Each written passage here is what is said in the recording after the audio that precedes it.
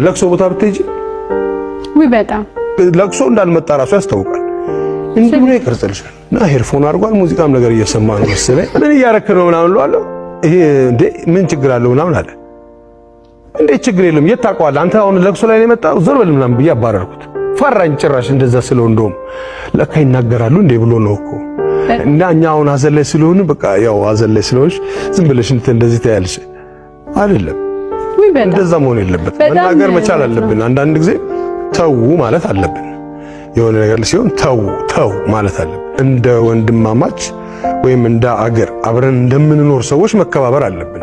ስራውን ማክበር አለብኝ። የሱን ጤንነትና ቤተሰባዊ ክብሩንም መጠበቅ አለብኝ። ማንም ሰው ሃይ የሚል የለም ስለኛ። ማንም ሰው የፈለገ ነገር ቢሆን አርቲስቶች እኮ እንዲህ ናቸው ነው የሚባለው። ስለኛ መልካም የሚያስቡ ሰዎች ሁሉ መልካም የሚያስብላቸው ሰው ይብዛላቸው።